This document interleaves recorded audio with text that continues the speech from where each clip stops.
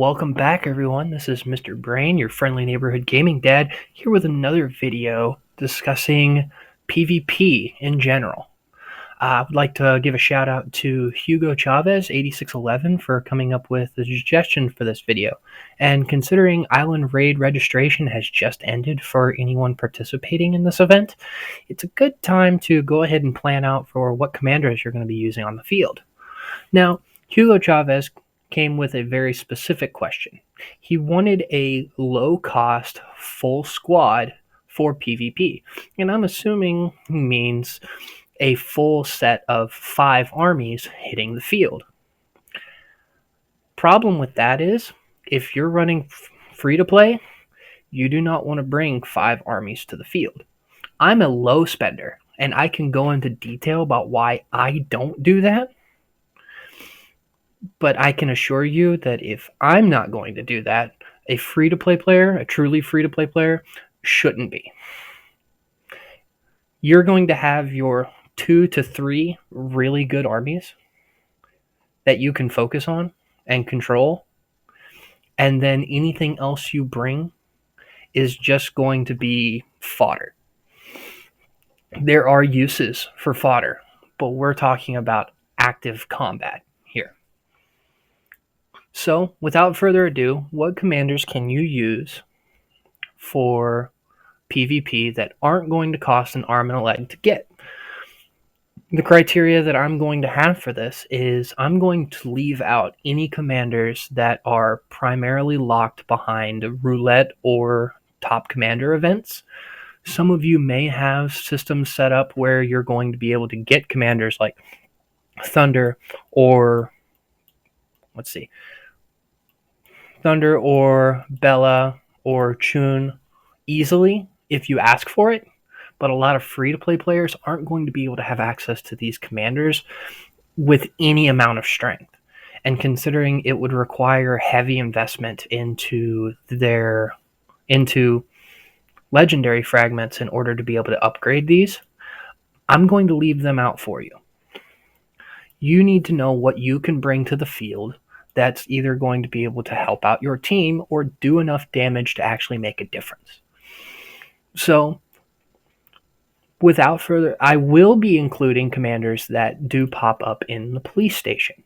If you can get these for free, and you do get a hefty amount of these for participating in events, I will include those because they require less investment on your part to be able to use them effectively. Now, for PvP, for a free-to-play player, there are 2 commanders that I will almost guarantee you would want to invest in. Those 2 being Raigoro and Lee. Raigoro is a wall. It doesn't matter if you're an entire tier of troop less than your enemy. Raigoro makes an excellent tank, and he does dish out quite a bit of counter damage when using only infantry troops. If you need a good infantry commander on the field, pairing Raigoro with Charlie doesn't require a lot of investment on your end, will do a pretty significant amount of damage thanks to Charlie. Will have amazing rage generation for you, which will keep Raigoro's shield up as much as possible, and will allow you to stay on the field. And considering establishing field control around towers that you're trying to take or around positions that you need to hold is extremely important, having a unit that can sit on the field for an extended period of time, even if you're weaker than your opponent, is huge. And Raigoro accomplishes that for you without heavy investment that doesn't come naturally. Lee, on the other hand, covers your damage and debuff without requiring you to be strong. The beautiful thing about Lee's skills is that they're percentages based off of what they're hitting. This isn't going to reduce the target's attack, defense, and HP by 30% of what you have. It's by 30% of what they have. And even 2 seconds of it at a time means they're taking 35 trying to think if I do the math in my head right, somewhere between 40 and 45% more damage from enemy attacks. And if it lines up with skill damage, it's just that much more of a punch.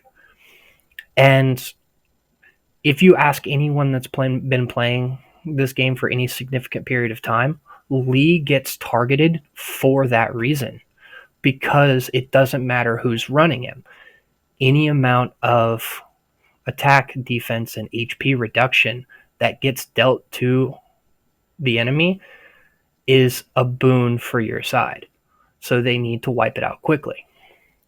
Lee being on your side works well for you. You can pair Lee with Charlie if you're not using him on Raigoro in order to get his debuffs off that much faster.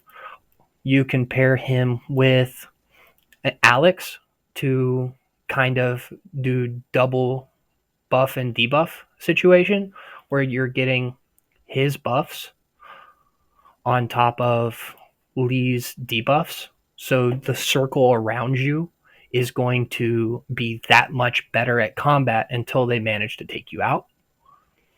And Lee is also good at handling more than one troop type.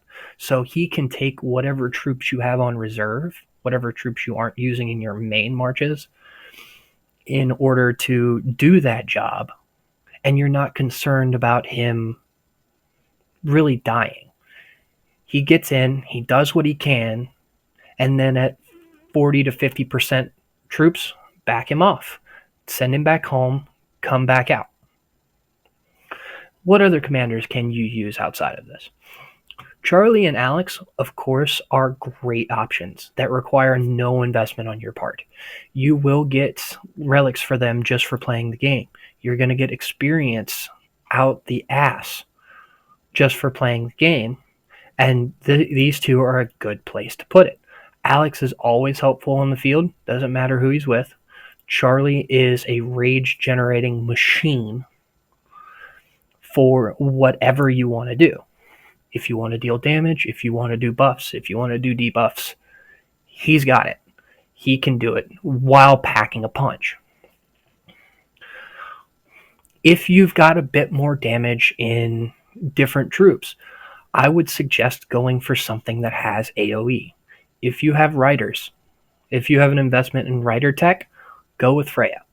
She does have a pretty decent size AoE, hitting 3 targets and reducing their travel speed. Riders should be going after ranged troops in the first place, so they will prevent them from being able to get away. Plus, you're going to be taking less damage from ranged troops, so they'll be able to last longer on the field. Plus, decent squad capacity buffs, rider attack buffs, and heals a little bit for hit and run tactics. You can hit them, back off, get that heal, get that travel speed, get yourself some distance, and then reinsert yourself in the fight with whenever you have a target you desperately need to hit. You could pair that with Park in order to get the attack and defense debuff on the target you're trying to hit. This is a good, really cheap rider squad that you can use for hit and run tactics. Get in, stay in for about 10 seconds, get their skills off, back off. Come back and do it again. For ranged, I would suggest going with Lee using ranged just to take advantage of that damage factor. He has a pretty nice damage factor. Ranged troops have higher squad attack than their rider or infantry counterparts, and you can pair Lee with Akemi. Akemi has a good fan-shaped AoE damage, reduces travel speed on top of it, but also has this nice damage dealt to slowed targets by 16%. There are a lot of slow effects being bounced around the field. So while this may seem like it only affects the secondary commanders, you got to think, I already talked about another commander that reduces travel speed. there's going to be a lot of travel speed reduction going on in combat. One that people tend to forget about is Raigoro's second skill. Anyone that attacks him has a chance of having their travel speed reduced by 30%. Considering it's usually ranged troops that will be targeting infantry, if they aren't targeting someone that needs to be killed, that's ranged troops that are going to be taking more damage from anyone with a chemi in them. So that's another 14% squad attack and 16% damage are two different things. So this translates to about a 10% attack buff, a 10% damage buff. So about a 25 to 26% damage dealt. But either way, it's pretty nice amount of damage for a ranged troop. Again, you don't want to drop below 50%. Back off when you're back off, go heal up, come back out. Make sure you're dealing maximum damage as much as possible. Now for infantry is Raigoro Charlie. Again, no need for investment. If you want to put Charlie with Lee, you can pair Raigoro with Edward or Alex. Alex is beneficial because of that 60 rage for using his skills, as well as Raigoro's up to 60 rage gives him personal rage generation and allows you to use Charlie on a more damaging commander such as Lee. Plus, Raigoro is going to be on the field for a while. Might as well have someone that's going to buff him as well as anyone around him for as long as you possibly can. Edward can be nice if you don't have either of those.